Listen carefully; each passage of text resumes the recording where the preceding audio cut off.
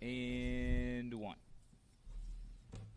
All right, we're back just after 11 o'clock Eastern, Thursday, second time this week. I feel like we've been here before. Kyle Schassburger, David Kahn, and Joe Healy is our special guest to lead things off the college baseball edition of College Sports. Now, Joe, we appreciate your patience. Let's start out right off the top. Twitter doesn't work as it once normally had, so we'll work out those gremlins, but we're live on our YouTube page at the Varsity Network channel. Of course, we'll have this wherever you get your audio podcasts, whether that's Apple, Spotify, or Stitcher.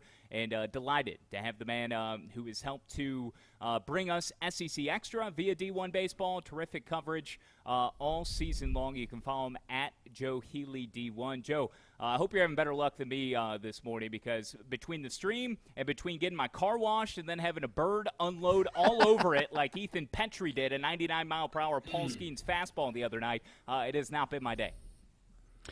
I hear you. I used to, an apartment complex I used to live in when I lived down in Texas had this notorious area where a bunch of birds would congregate in this tree, but it was the best way to get out of the apartment complex to get back onto the main road.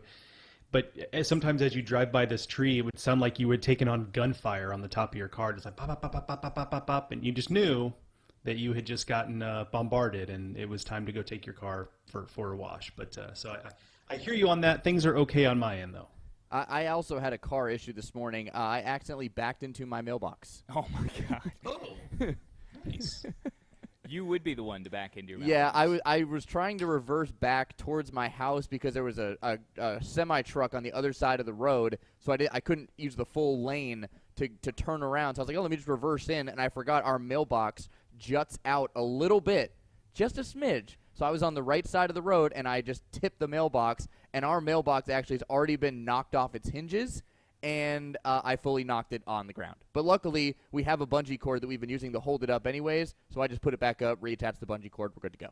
Well, look, time is limited with Joe. Like Since we're playing from behind with Joe, let's get right to our discussion. As he's featured here on Thursday. Again, 2 podcasts, audio only on Tuesday, live video on Thursday is the plan throughout the rest of the season here on the road to Omaha.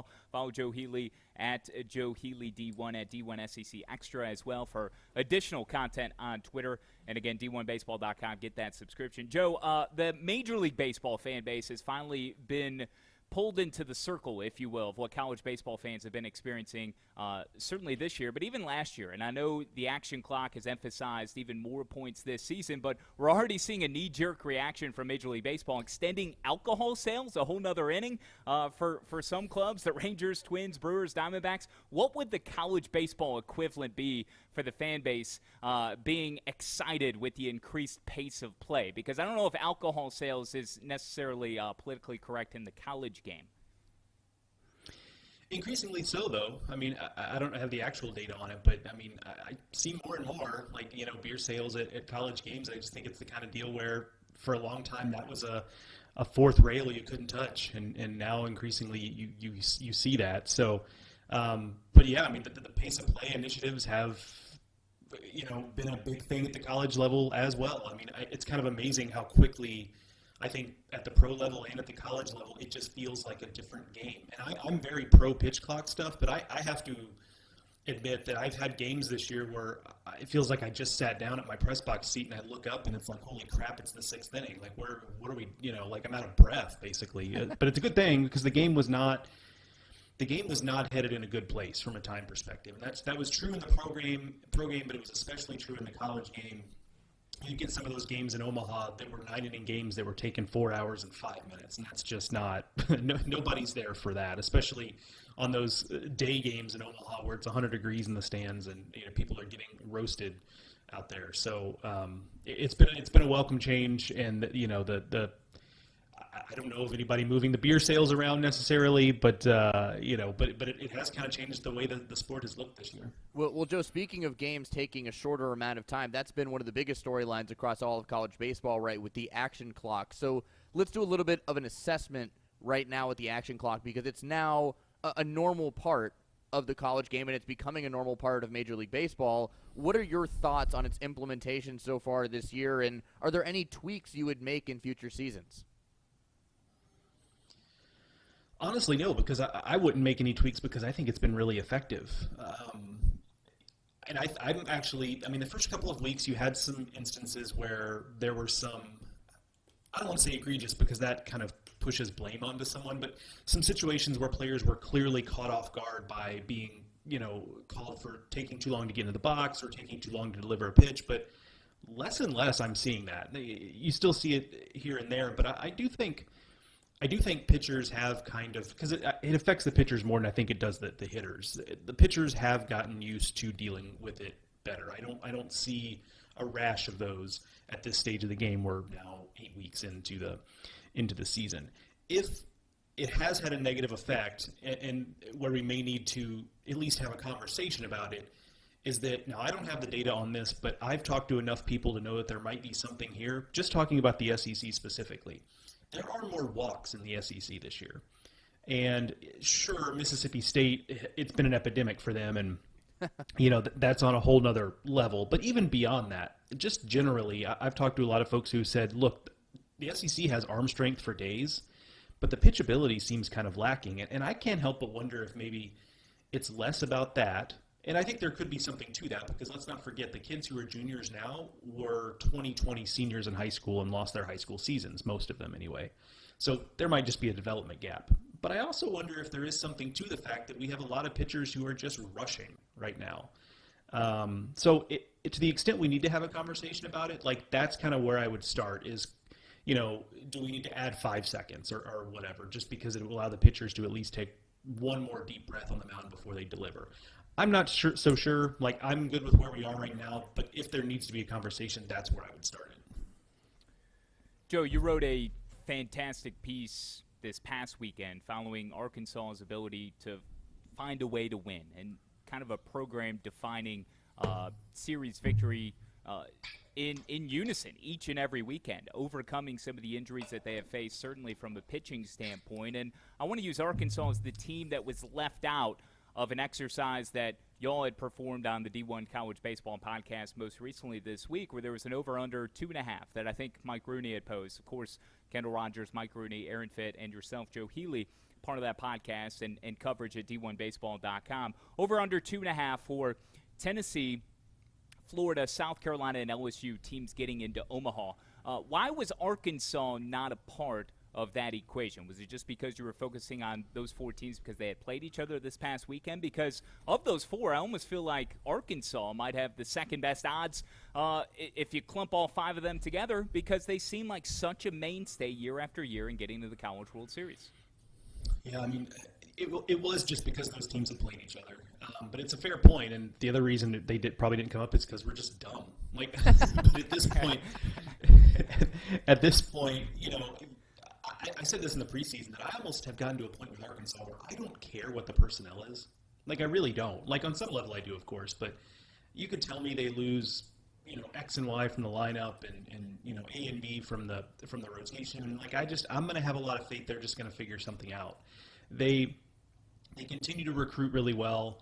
So, they're continuing to bring in high-end freshmen. They have more of those this year, but they play the portal game really well. Now, they haven't had to go wholesale in the portal the way LSU did last offseason, the way Texas A&M has done in the past. Kentucky, Missouri, South Carolina are all heavy in the portal. They don't use it that way, but when they get a guy out of the portal, it's typically someone who's going to be a big contributor on their team. You can make an argument their 3 best hitters this year are portal guys. Jace Borafin, who came from the portal 2 seasons ago, but then Jared Wagner and Tavian Josenberger.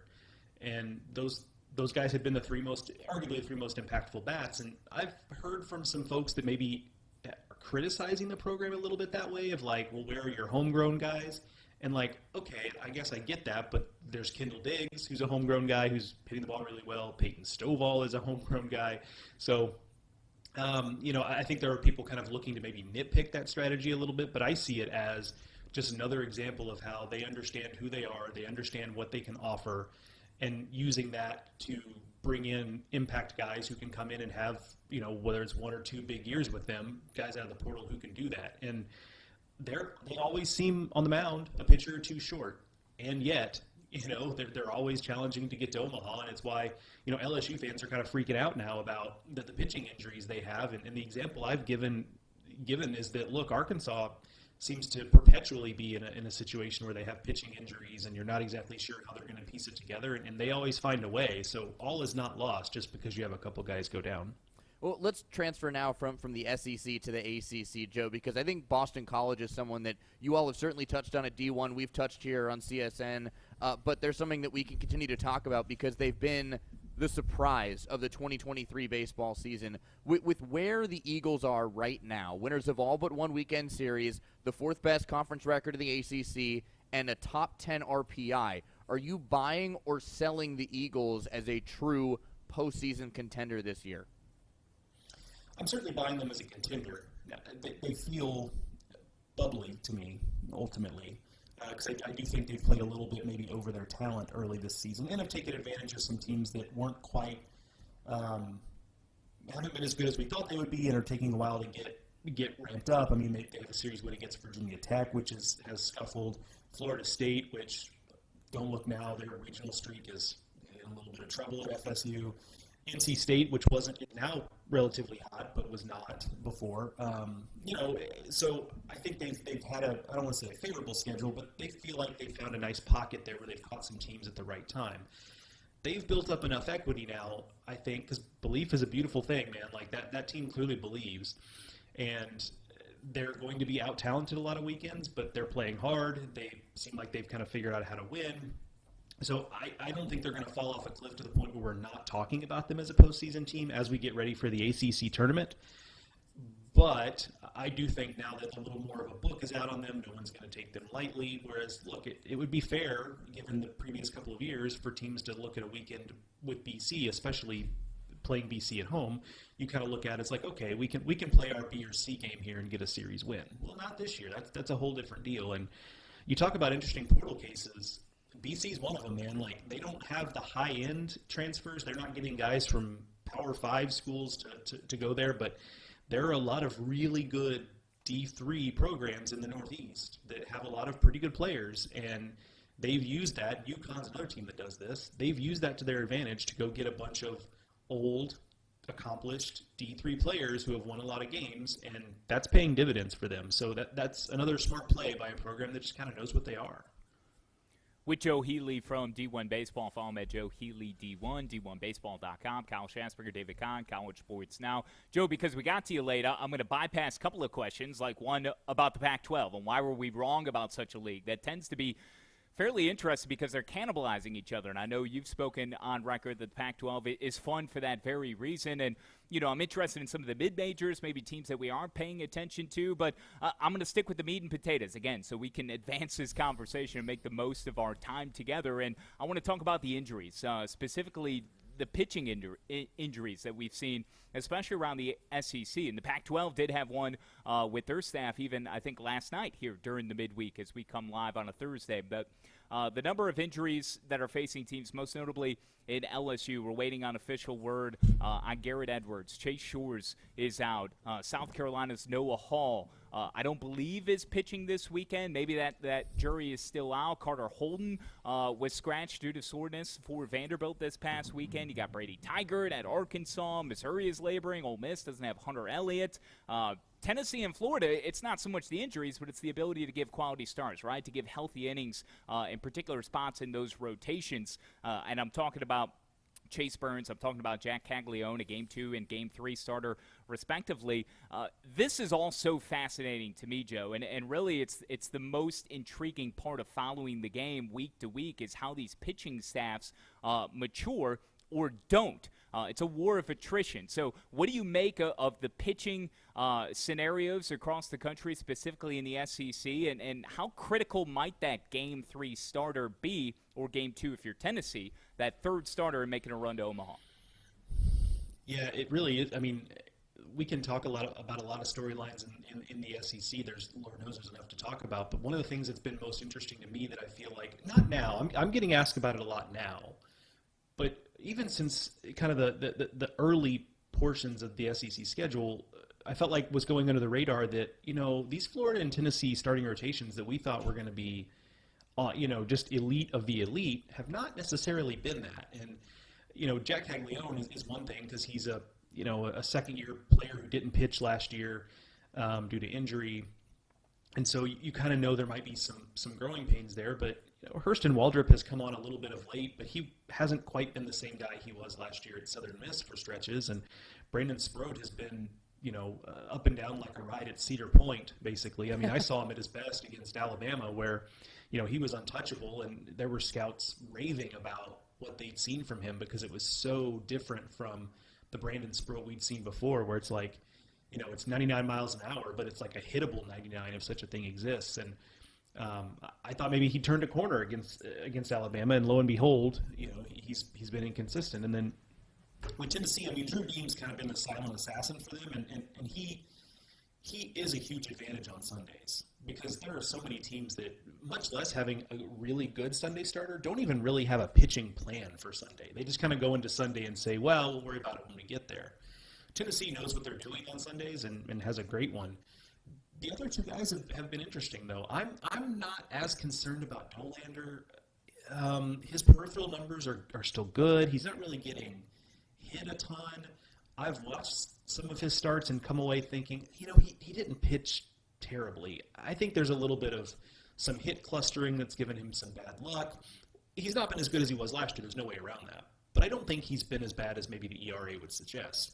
The interesting one to me is Chase Burns because he's getting hammered. I mean, he's in SEC starts, his ERA is almost 12. He's given up 10 doubles and 8 home runs in 17 1/3 innings. And that's just getting hit hard. There's just no way around that. And yes, he's still missing bats and he's not walking a ton of guys, but there's something to that where he's getting hit in a way that he, first of all, never did last year, but also for someone of his stuff, you would not expect him to get hit. So that's where I have questions more with Tennessee is Burns more than Dolander, even though neither have lived up to the lofty expectations that we had. So you talk about all these Sunday starters that give you pause, especially in the SEC with Florida. Tennessee has a good Game 3 starter, but Game 2 and Chase Burns is, a bit of an uh-oh.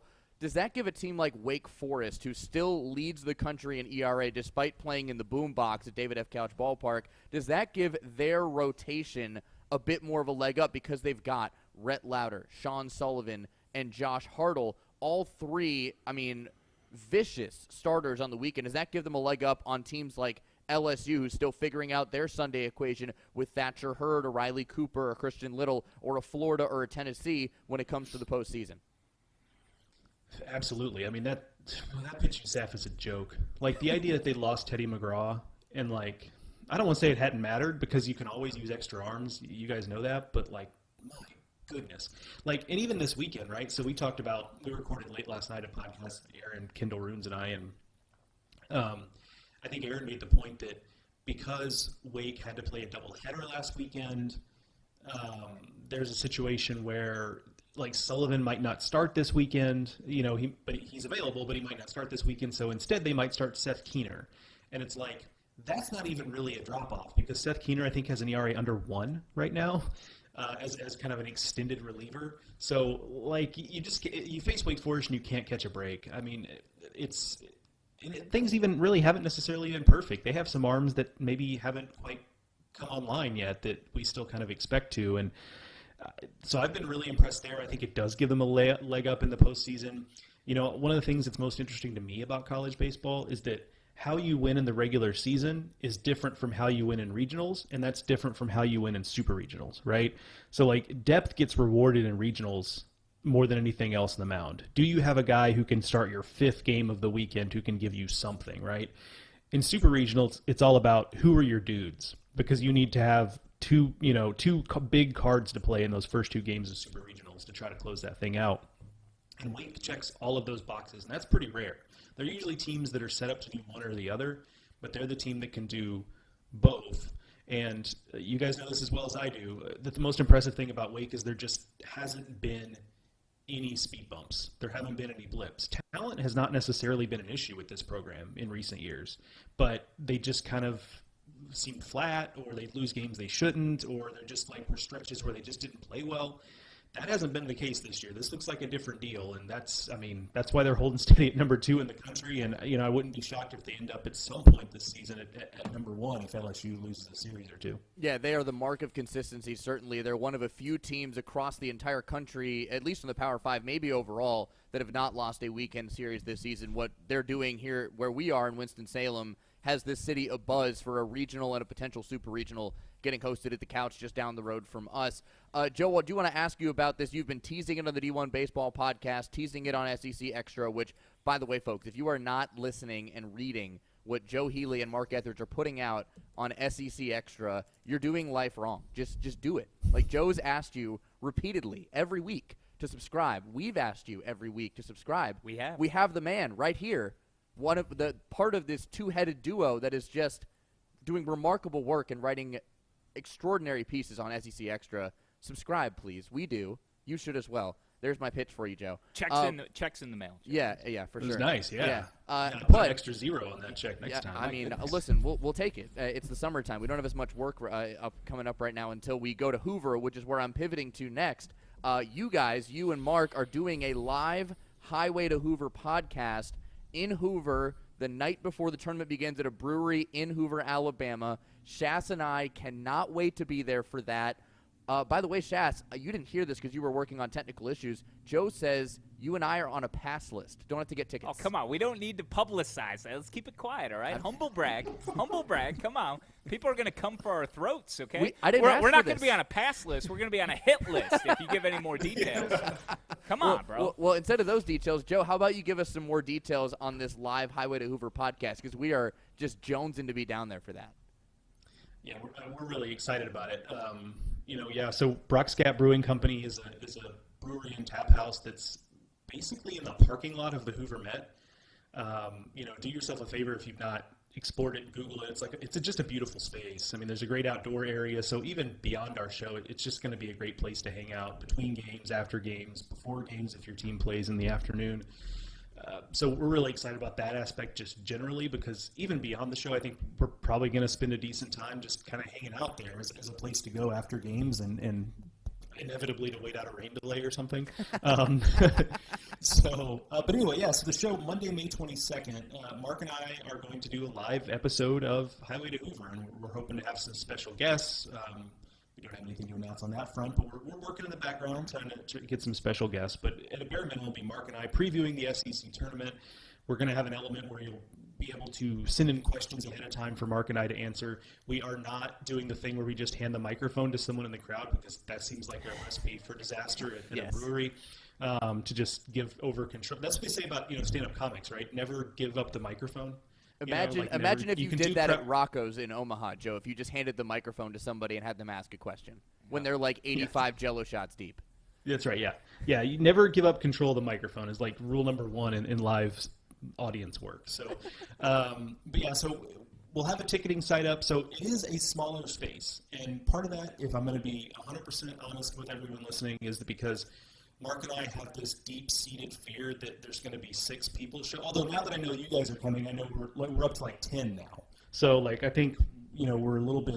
Our fears have been a little assuaged, but we did have this fear of it just being Mark and I talking to each other. So we did limit the space a little bit. If it goes really well, then next year, hey, we'll really blow it out. But so it's a smaller space. So once the ticket site is up, you're going to have to probably move quickly to get tickets. There will also be a charitable endeavor involved with the show, and so the ticket proceeds, because there will be a small fee for the tickets, but all the proceeds of that will go to a local charitable endeavor there in the Birmingham metro area. So we are putting the finishing touches on all these details, and I think on the episode this week or perhaps next that Mark and I do, we'll be able to have full details for that. But as I've been telling people all along, if you're going to be in town in Hoover that Monday anyway. Or maybe if we can coax you into doing that, the 7 p.m. Monday, May 22nd at Brock's Gap Brewing Company. And even if you're not in the show, just come hang out.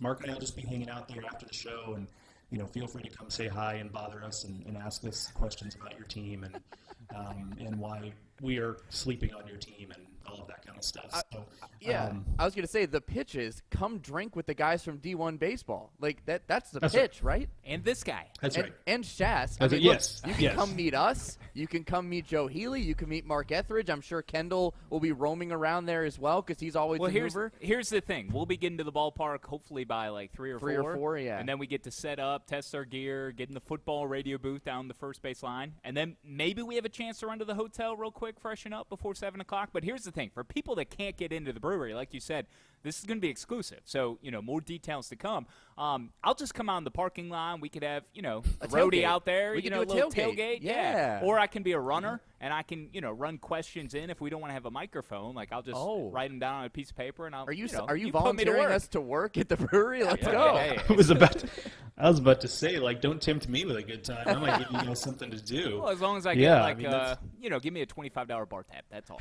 Just 20. Maybe I can get 3 or 4 drinks out of it. So yeah. I think we could work something out. Yeah, I will sell it this way. So Kendall is actually, I think this is, there's some people who might be enticed by this. In the first in a long time, I'll have to ask him when the last time. For the first time in a long time, Kendall is actually not going to be in Hoover this year. He's going to the Big 12 tournament. Oh. But because Mark and I were going to be there, he was like, maybe I'll go do something different. So that might actually be, so for some people, yes, I understand the disappointment to not be able to pelt Kendall with coaching carousel questions in Hoover. But he'll be better insulated. It'll sell. It might be a selling point for some people to not have Kendall there. I don't know. So, but yeah, so we're super excited about it.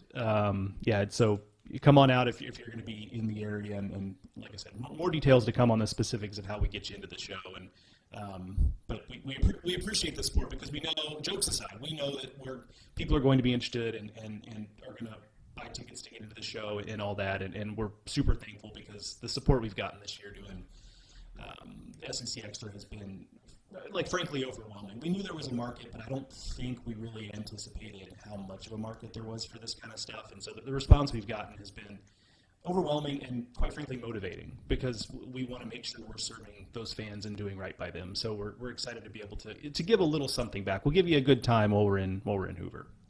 He's Joe Healy from D1Baseball.com. Follow him on Twitter at Joe Healy D1, at D1 SEC Extra, at D1 Baseball, and D1Baseball.com. Him and the entire gang, they do phenomenal work. Certainly I speak for Kahn myself.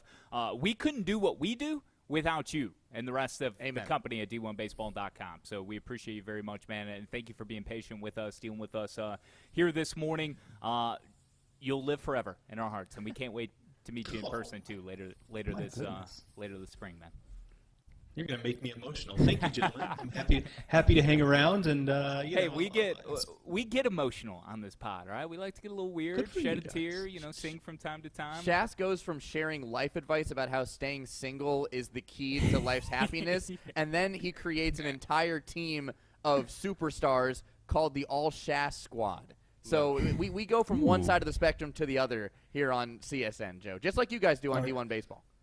That's right. Yeah, make a quick note. So next time I'm on the show, which I'll be happy to come on anytime, I will make an all Healy team. And I don't even know what that means. Yes. I don't know what it means yet, but I'll figure it out. And so next time we're on, I'll do a college baseball all Healy team, and then we'll do that. Can I make one slight addendum to that? I want you to make an all Healy Hammer squad.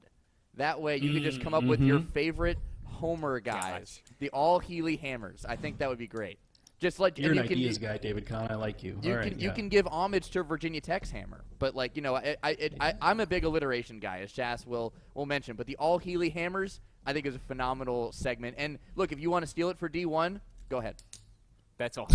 I love it. For a small consulting fee. Yes, checks in the mail. Just so you know, the All Shass team, the AST so far: Rocco Pepe, Jack Caglione, Jake Tyser, Cannon Peoples, Peyton Toll, Paul Skeens, and the latest addition would be Brian Nelson, the third base coach for the Oakland Golden Grizzlies after he nearly killed himself. Yes, celebrating down the third baseline this past weekend. So the team is evolving. That's currently where we stand, but I'll give you an update the next time we have you on, Joe. I appreciate that. Can't have team without coaches, so I like where you're headed there. No, we got to have one. Good point. That's a good point. We've got our pitcher in Paul Skeens. We have. I think we need 3 more position players right now, and then we have a lineup. Okay. I mean, it could be all catchers for all we know. In another year, it doesn't matter. We don't discriminate here on the All Shass Squad. No. That's right. As a former Good catcher. for you. Okay. All right, Joe. Thank you, man. We'll post All right, later. We'll fellas. tag you. We appreciate all your support, and we will continue to support and uplift everything you guys do. We appreciate it very much. Thanks, brother. I appreciate that, gentlemen. See you. All right, bye. That is Joe Healy at Joe Healy D1 at D1Baseball.com. SEC Extra. Make sure you get that subscription if you haven't already, especially if you're an What are you SEC doing? snob at D1 SEC Extra. It's just an extra $20 a month. Colin and I do it. We do. We do it. I read more SEC Extra articles, I think, than I do regular D1 baseball articles because, look, we're getting ready for Hoover. Like, we have to go broadcast these games on the SEC radio network. So besides this podcast where we try and give a, countrywide view of college baseball, internally, I'm prepping for Hoover by reading SEC Extra. That is the most inside scoop you can get because we're not like Kendall Rogers, who has every college baseball coach in America's phone number and can just call them and say, hey, what's going on? And also doesn't reply to many of their messages. No, Kendall has the most overloaded inbox I've ever heard in my life. Meanwhile, Joe Healy is just like me, neat and tidy. Like my inbox right now, I have 0 unread. I have 10 unread messages. 53 unread texts. And 3 texts. Look at that. 203. 204 missed calls / voicemails. Yeah, you're crazy. So I am Joe Healy. You are Kendall Rogers. Michael Surber hopefully will join us. That's why I was pulling out my phone to text Michael Surber to be like, hey, you can come on, guy, if you're done with Hand in the Dirt. But anyways, first of all, second time we've had Joe Healy on this podcast, Shass. What a delight. That dude knows everything about college baseball and also makes a conversation like the one we just had entertaining and informative. That's hard to do. Very hard to do. Yeah, love Joe's work.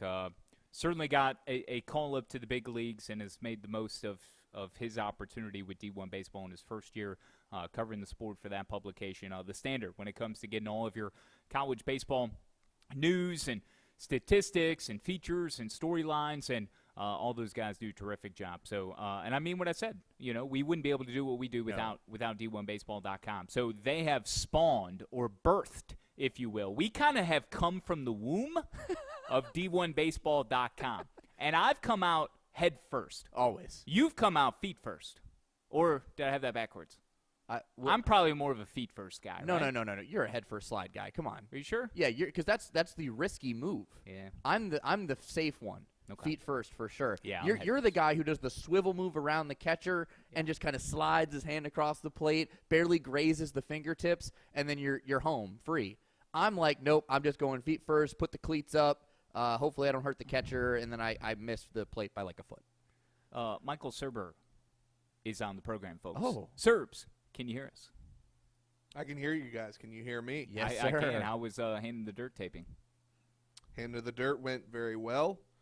And I was done. I was ready. I was waiting. But you guys had a guest, someone much more important than me, on how did the interview go? The interview went good. Twitter. I would love your take. I would love your take on this. So Twitter has changed the way they do business. So I've got to get on a call with Twitter or try to find somebody you can't to get talk on to. a call. I You know. have to email them. Yeah, I know. There I've is already no- slid in their DMs. There is no customer service number for Twitter. You have to send an email to Twitter support. So no longer is the Twitter Creative Studio accessible through the @CSNowTweets account. And when did we learn this? Well, within minutes of trying to go live at 11 o'clock Eastern. It's always something, right? So right now we are streaming live only on the Varsity Network channel. Of course, we'll have it archived there, and we'll be able to retweet out the video so you can see Joe Healy in the flesh. He has a face. He's alive. But, yeah, Serbs, any surprise from the way Twitter does their business and how they just change on a dime? It's accessible at Learfield Audio. You can get to the Twitter studio, but not for @CSNowTweets. Why are they discriminating against CS Now Tweets? Yeah, I don't know. I can tell you the only thing I can tell you for a fact is that we will not be paying for Twitter Blue to make this work. So Elon is if not you're getting watching our on- money. Yeah, if you're watching on the YouTube app, thank you very much. Sorry to those who enjoy taking us in on Twitter, but honestly, that's pretty par for the course. No notification whatsoever. Just kind of throw it at your face and see what you think of it. That's Twitter in a nutshell these days. We even brought in the head honcho, Tom Bowman, to try and help us get this figured out, and even he couldn't figure it out. I had to call Father Tom. Thank you, Father Tom. Yes, thank you. Yeah. I'll do the Jewish star instead. Yeah, bless. How was Passover? We didn't talk about it on Tuesday. So this Monday. is the final day of Passover. It's fine. So I don't necessarily conform fully to everything Passover-wise. I just don't eat straight bread. Like, you're not supposed to eat any kind of thing with yeast in it or whatever, but everything has yeast in it almost. That I get the meal delivery service that all has yeast tavern-style in pizza? there. No, I did not eat any pizza this week. I did good. I had matzah instead of bread. Like, I did all that. That was fine. But I don't really go, like, the full 9 yards. I used to when I was younger and my parents controlled what food I consumed for the most part. Now in my adult age. Oh, your parents don't control you anymore. No. Okay. Not entirely. That's good to hear. No. I mean, I hope. Proud of you. Yeah.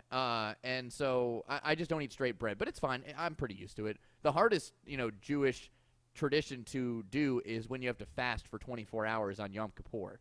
That one is a struggle to the bitter, bitter end. And then I just house Asian food every time I break the fast, and it is glorious. That's amazing. Yes. All right, where do you want to start, boys?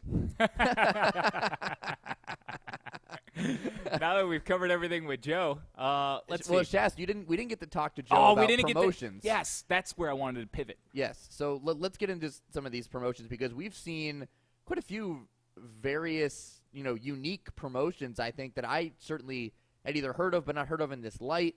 The one that caught my eye was like the one that caught you as well. Penn State doing dollar dogs, which is not an uncommon promotion, but the amount of hot dogs consumed on Tuesday when West Virginia came to town, 5,287 dogs guzzled down by the Nittany Lion faithful on Tuesday when Penn State came back to beat West Virginia.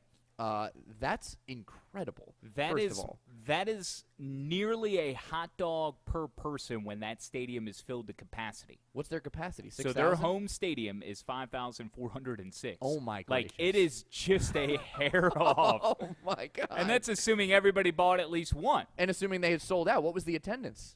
Do we know? We should pull up a box score. I'll look it up while you talk about some of the other promotions you've seen. I'm very curious what kind of promotions one Michael Surber might be into. And this is very timely because minor league baseball is now underway across the country, too. One of the more gimmicky sports when it comes to attracting and bringing in fans into their stadiums. And the Winston-Salem Dash certainly have a plethora of promotions that are scheduled here over opening weekend and throughout the entire season, as does most minor league clubs. When it comes to college baseball, one that's popular in the minor leagues as well, Surber, Bark in the Park. So Arkansas hosting Little Rock this week. They did a 2-day bonanza. 2 days of Bark in the Park, Tuesday and Wednesday. And on social media, they had the component to go along with it where every photo or every score image, okay, every piece of content that they were posting on Twitter, Serbs, they would always have a dog accompanying it, kind of like a vertical line separating, and they'd go a different pup, and then they'd go score or home run or TrackMan data, whatever it may be. I thought it was spectacular. There's the hot dogs. Southern Miss does a Jimmy Buffett Day where the Golden Eagles actually wear parrot-themed uniforms. I love that. That is my personal favorite. Anything stand out to you, Serbs? I'm gonna have to say the parrot head uniforms take the cake. I'm always here for good boy, good girl content on Twitter when it comes to the pups. But yeah, if they're rocking, do you have a pic? Can you send me a pic of these Jimmy Buffett I can. threads? He'll slide into your DMs. I will slide it into your DMs. I have one new one that actually the Charlotte Knights are doing. Let me pull up the information real quick. By the way, as I'm doing that, I looked up the attendance, Shas, 2,700 on Tuesday, and that's paid attendance. So that means everybody in the ballpark had like 2 hot dogs at least, maybe 3 because that's paid attendance. And for those of you who are confused by why I'm saying paid attendance, that's number of tickets sold. That's how you skew it. They jack up the attendance numbers, and you're like, no, they don't. Yeah, everyone does it. Minor league baseball, college baseball, professional baseball, they all do it. They do it by paid tickets sold. Everybody has a different kind of algorithm or formula they use to create this number that isn't actually the real number of people in the ballpark. If you didn't know that, I've broken the fourth wall for you. You're welcome. I have another one that, Shas, I think you might actually either really enjoy or really hate. I don't know. Bachelor in the Ballpark. The Charlotte Knights tonight My actually antennas. are doing singles night where they're advertising you can come in to section 103, get a ticket there, and you can meet other Charlotte singles and speed date at the ballpark during the game. But apparently, what they're actually doing, this is misleading info. I touched him with the broadcaster for the Jacksonville Jumbo Shrimp, Scott Kornberg, who is in Charlotte for this series. He said that's actually only part of the promotion. The other thing they're doing is their staff, who are single, have made videos on the ballpark, on the video board, and they're going to be playing them in between innings, auctioning themselves off as dates to random singles in the ballpark that night. And you can bid on a date with the Charlotte Knights staff, and all the proceeds go to charity or whatever. So, like, good idea, bad idea. What do you think? So we're just going to give the proceeds to charity to help conceal or cover up the provocativeness and the hostile-like behavior. Correct. And oh my God, this is a little too much. I agree. I mean, my antennas went up. Okay, Yeah. Singles night, I'm Yep. there. Section what? 103. 103 tonight. Yeah. My best friend from Chicago is driving here right now. Oh, my He goodness. is going to. He is a Chicago firefighter. Donnie Duck Settle, the Duck, will be here at about 5 p.m. If we get in the car immediately, we'll make first pitch. This could be our moment. This could be my moment. It could be.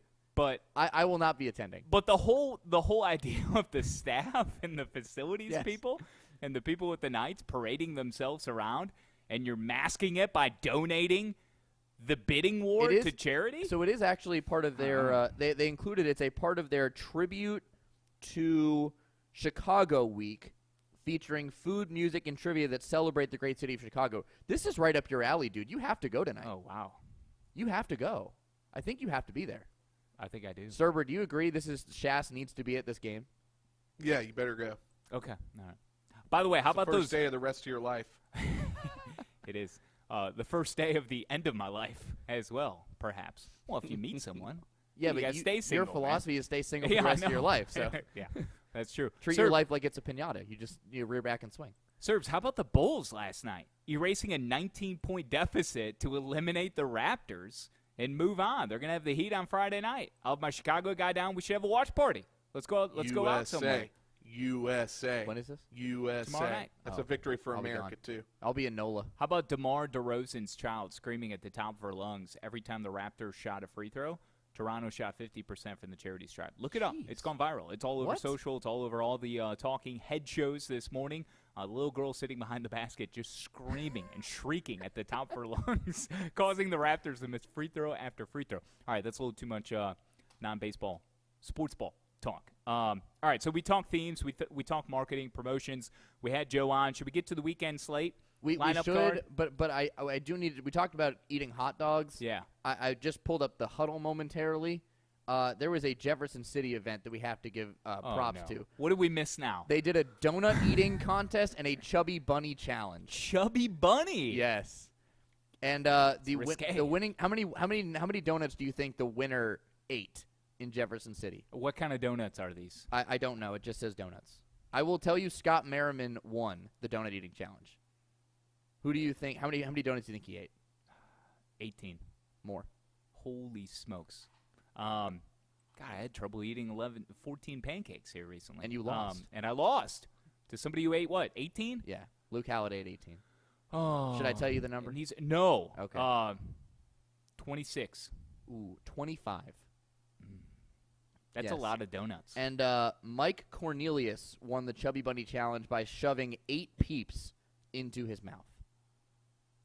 Those peeps are not small. You couldn't pay me to put one peep in my mouth. Yeah, you don't like peeps. I actually enjoy them. We've talked about this I'm before. going to get you some peeps because my daughter Peeps are gross. my daughter fell into some purple peeps. Yeah, they're not like my favorite thing. I wouldn't go out of my way to buy them, but like if someone gives them to me, I'll consume them. Or I'll bring them home and my roommate Drew will eat them too. So.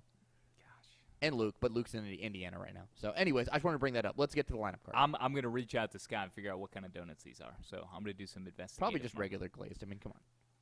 Yeah, but are they crispy? Like Krispy Kreme are small and thin. Like you could smash them. You can eat them like it's like You do the same thing with Dunkin'.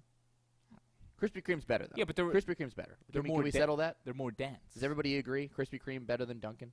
Server? Yes. Okay, great. No, I don't. You're so wrong. I do. You live in the city where the first Krispy Kreme is created. My mom had an infatuation with Krispy Kreme, too, when they came out to the south side of Chicago when I was in grade school because, look, they started their migration and their expansion decades ago.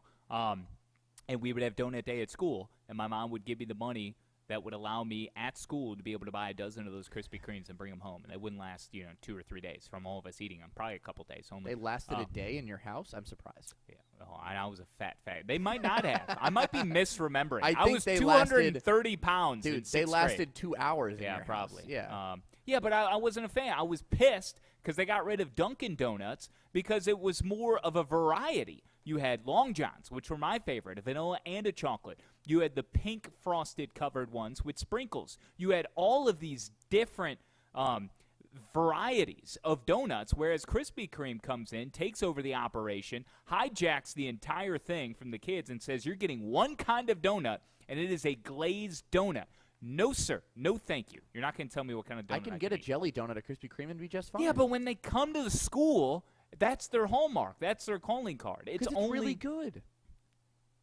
It's not for me. You're too extra. Too extra. I don't eat donuts to begin with. You think I would look like this eating donuts?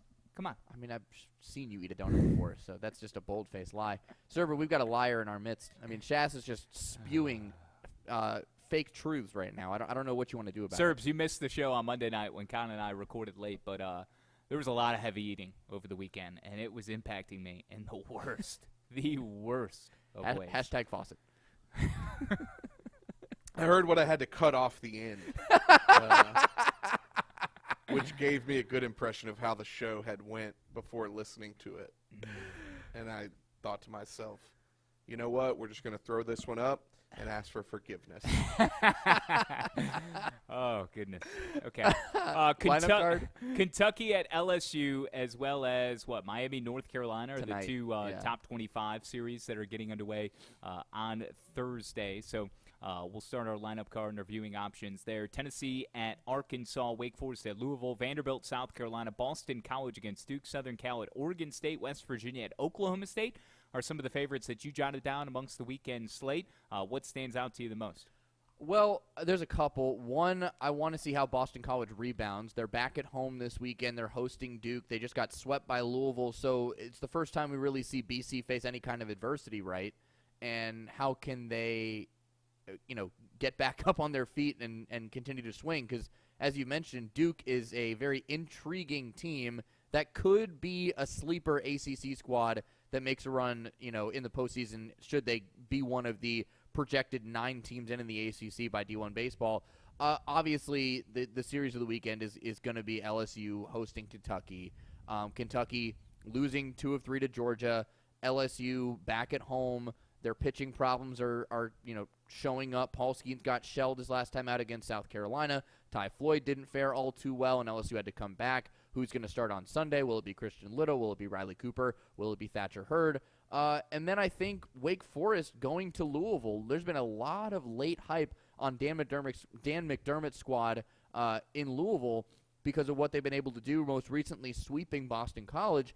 And the Demon Deacons have to go on the road now into the home of the Louisville Cardinals and take on Louisville, who did not play their midweek game against Kentucky due to the tragic shooting that happened in the Louisville area earlier this week. So Louisville's a little more rested. Wake just went up to Appalachian State in Boone and got a victory over the Mountaineers earlier this week, so it should be a fun series there. And then, throwing in a little Pac-12, Southern Cal has kind of been the story of, rising in the Pac-12, and we kind of neglected Oregon State, but they've turned the corner. And then the one series in the Big 12 I wanted to put in is West Virginia and Oklahoma State. Oklahoma State has been the team that's been talked about as the one that has the most promise to make a deep run in the postseason, especially after what happened in that ridiculous Stillwater Regional that they didn't escape because Arkansas had a little more offense than the Cowboys, but they stumbled last weekend. West Virginia stumbled at home against Kansas, so that's going to be a real interesting series, especially after the way West Virginia fumbled the bag against Penn State on Tuesday. Did you see that they gave up an inside-the-park home run on 2 errors in the same play?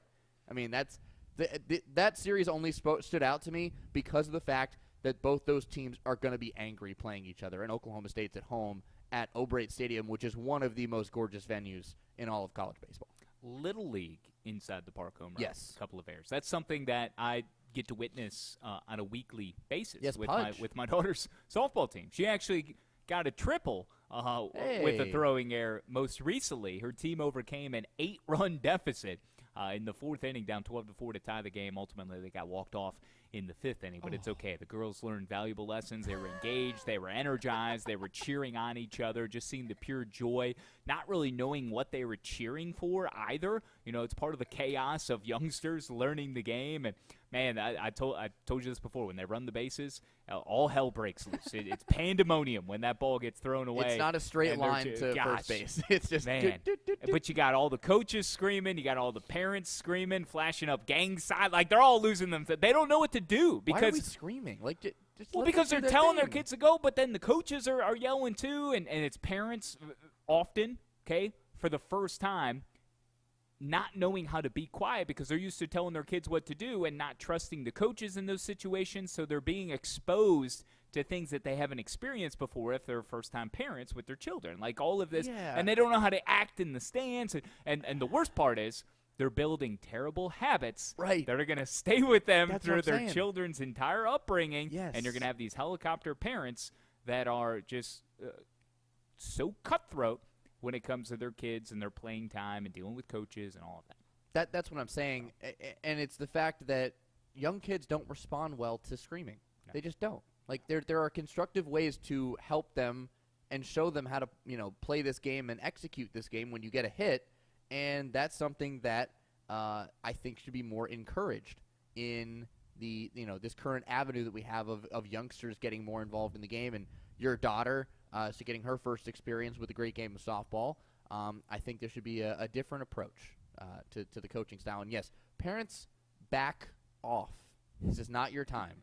Your time is within the 4 walls of your household. Let the coaches do the job that you are paying them to do. Amen to that. Amen to that. You did mention Christian Little. I did. Off the top. So he started last night against Tulane. He threw only 1 inning. He struck out on Tuesday. Yes, he started Tuesday. Or Tuesday, yes. I'm sorry. He struck out all 3. Yep. Did give up a run. Yeah. Got out of bases loaded jam. There was an error on Tommy White, which that defense, D1 baseball guys have chronicled this well. Mike Rooney brought it up a couple of weeks ago. While LSU is leading the nation in fielding percentage, there still are some sore spots. This is a great example of there's more to it than what meets the eye in terms of what you're looking at statistically. White is not a strong third baseman. Thompson, at short, Jordan Thompson, isn't the most sure-handed shortstop. He's come a long way. He's a lot better than last year, and this LSU team was among the nation's worst in errors. But when you have a guy like Trey Morgan, we talked about the luxuries that LSU has, which, again, just all helps amplify their number 1 overall ranking because they have luxuries that no other team has ever been able to operate with. And when you can take an all-world first baseman in Trey Morgan and move him over from first to left field to help get some more offense in, you are set up in ways that no other team can set them up for. So Christian Little went an inning. Thatcher Hurd also went an inning. We'll see them both on the weekend. It's just a matter of how and who's going to start. So I would bet it'll be Little starting because he was slated to start the final game against South Carolina that got canceled due to rain in the area. I would bet he'll start. But, yeah, I think Thatcher Hurd will come out of the bullpen. We also saw Blake Money throw, I want to say, 4 innings in that game against the Wave that LSU ended up winning 7-3. And I think we'll see Money as well this weekend, too. I mean, I think that was kind of a Jay Johnson just bullpen game, throw whoever I can and see what happens and trust my offense to do enough to beat the Green Wave, and they did. Simon Bumgart had a home run that put Tulane up 3-2 for a moment's notice, and then LSU scored the next 5 and won the game. I was listening to Corey Glore on the call of a jam-packed Greer Field at Turchin Stadium. They were sold out.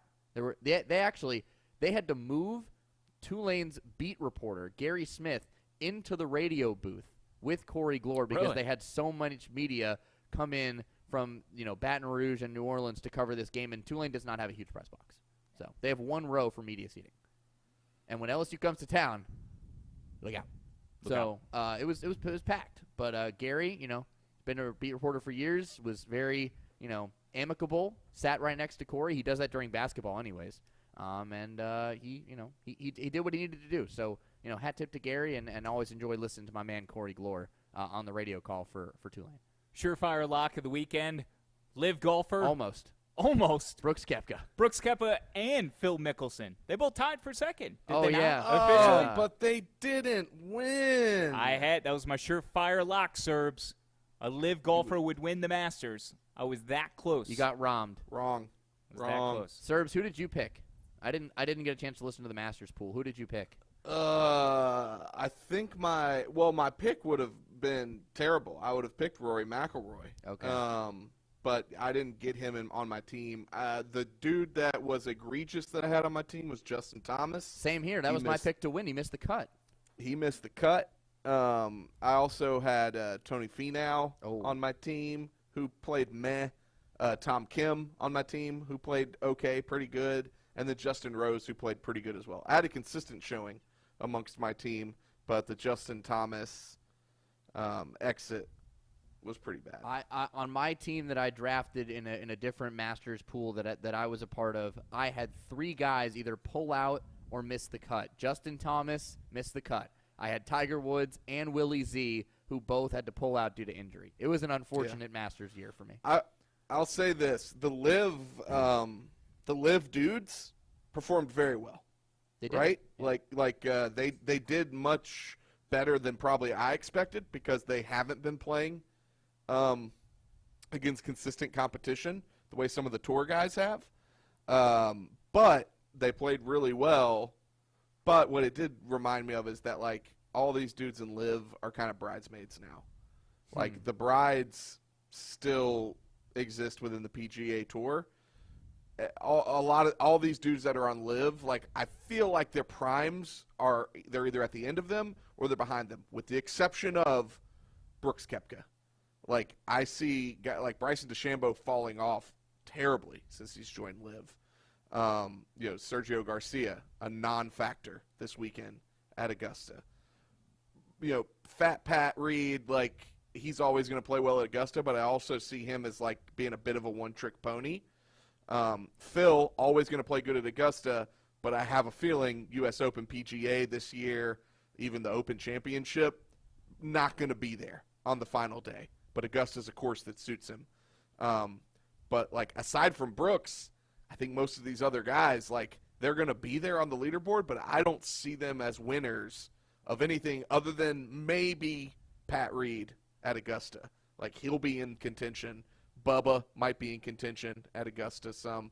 But ultimately, I don't like these other guys other than Brooks for the majors.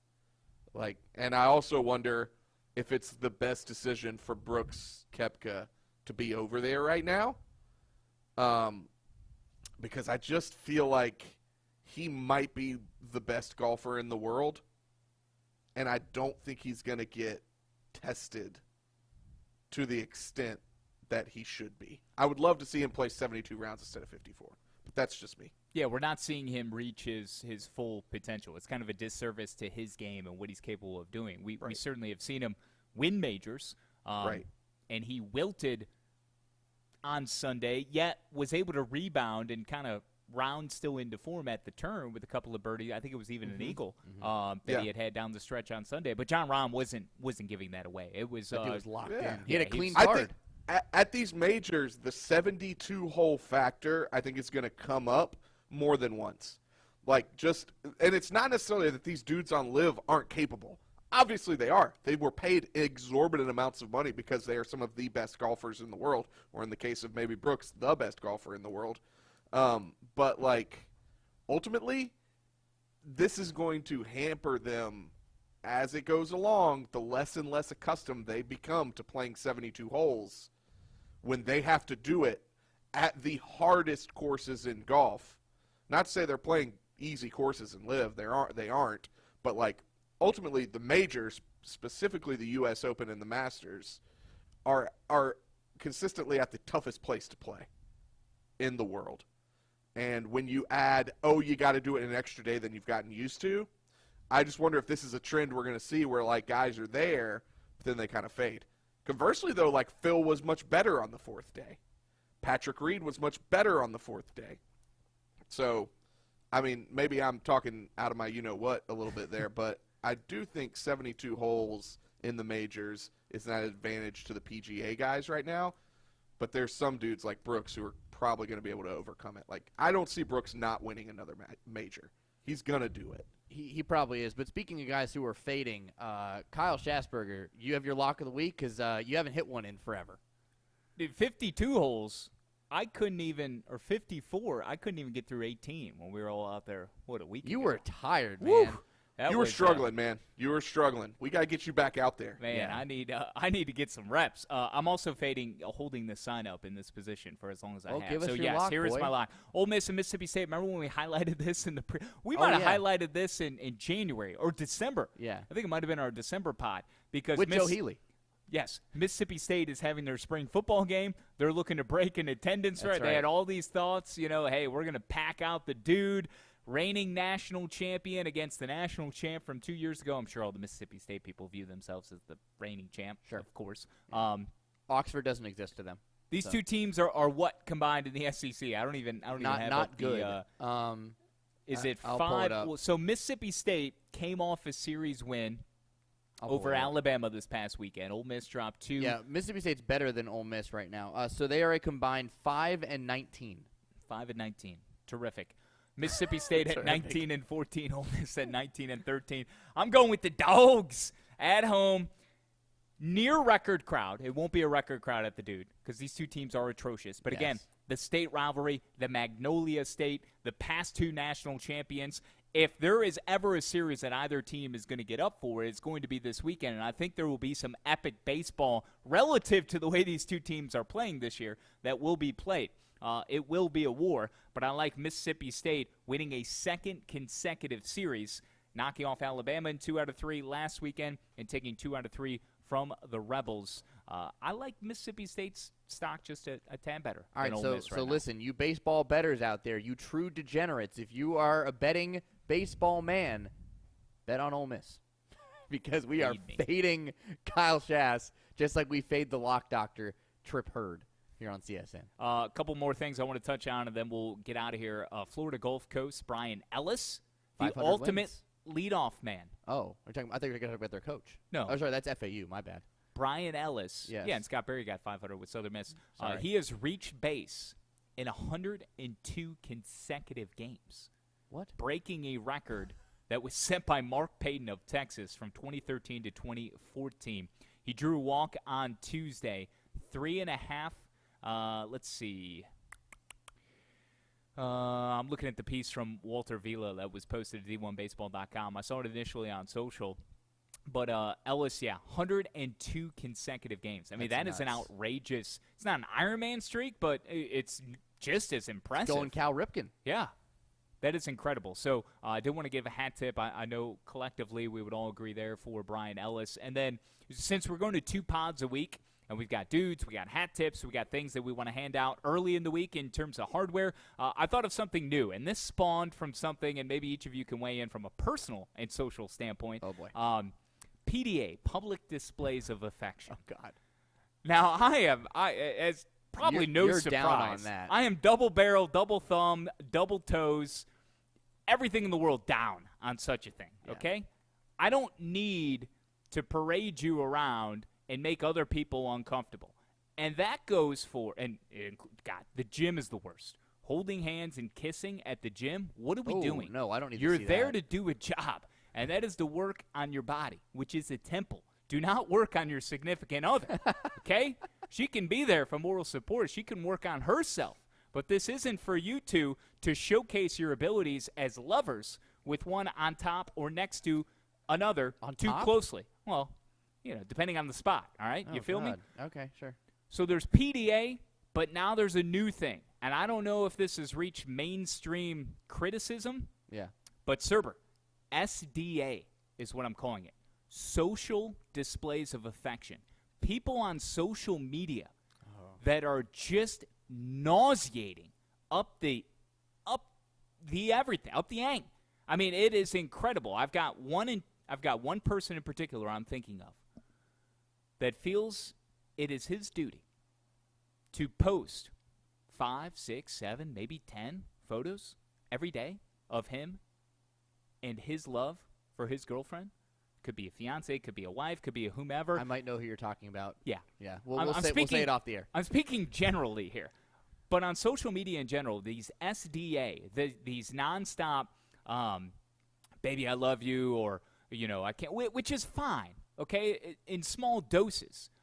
But we do understand what social media is when it comes to, yourself in a lot of ways. You got to work, like, we want to promote ourselves and what we're doing and pictures for family, and that's why I use social media and stay connected to friends who aren't here and family and all of that.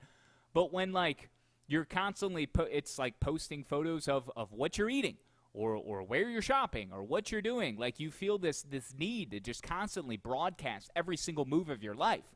That's the problem with social media and your political views and all of those other things. And now we're bringing in your love and your infatuation with somebody. And I don't stand for it. I don't endorse it. I don't know how you guys feel. It makes me click the unfollow button real quick, even faster than someone's political or food take. But I want to use SDA as an avenue to highlight some of college baseball's best on social media. It'll actually be a positive twist on its social displays of affection. And before we award that, any take on my new coined SDA? Yeah, I'm not a fan. Okay. Not a fan. Listen, I get the fact that, like, on birthdays or anniversaries, you want to post something, or you went to a wedding and you want to show something, like, best wedding date or whatever. Like, every once in a while, cool. Certain things are meant to remain personal. Yes. It's your personal life. Well, it is, but also, like, I don't need to see it 5 times a day, every single day. Like, there's a kind of, I don't know exactly how to put this. There's a timer when you can reset and post something new. But, like, every single day, if I'm seeing multiple photos of you and your significant other, it doesn't matter what you're doing. Even if you're could be inappropriate ones too. Right, inappropriate, appropriate, whatever. Like, I don't need to see that. And it also, for those of us out there that are single and don't have someone, it can be rather annoying for multiple reasons. It's like you're rubbing it. It in our faces. Yeah. And it's like, I don't need to see that. So yeah, unfollow is definitely a button that I'll hit when I see that too many times. And I definitely know who you're talking about with the one person. So we don't even need to discuss that. Surber, I'm going to imagine you feel the same way, because I mean, most of your social media is shoes, golf, and music. So I imagine that you feel exactly the same way that we do. Yeah, use it for your This house. is not a problem that I've ever encountered. Y'all need to social better. Stop following these people who are He's right. Yeah. who are inexcusable. I don't. This is not a problem that I've ever encountered, and I feel sorry for y'all. Do better. Yeah. You're making the right decision. Get that off your feed. Yeah, don't need to see curate it. a better feed. No. PSD, please social better. PSD. We're a big acronym show. PSB. Yep. Big PSD. hackers Yeah, here. please social better. Please social better. So what do you want to do this baseball-wise, though? Because I'm interested to see how you turn Okay, this. so social display of affection. This is a term of endearment for us from a college baseball standpoint okay. to positively highlight social Good social displays media on of baseball. affection, Got whether it. it's from a college athlete, media person, ball club, whatever it may be. And I saw from South Florida, I got the link in the .com, so I'm sure you've looked I'm at it pulling it already. up, yeah. USF pulled out the body chalk to signal a dead body or casualty on their own ball diamond after pitcher Lawson Gailey in Tuesday's midweek against Bethune-Cookman tracked down a ground ball. PFP, pitcher fielding position, is trying to make the play at first and completely eats it. Just stumbles, falls, and supplants himself into the turf in the most unathletic of ways, unable to field his own position.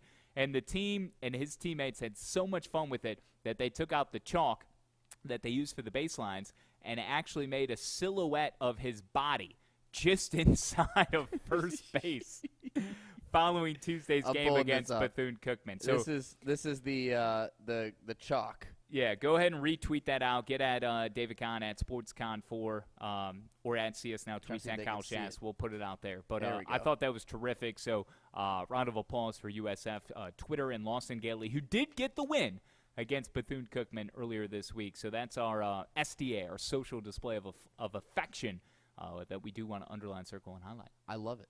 Yeah. That's a great new segment. very Good job, Schass. Way to be innovative.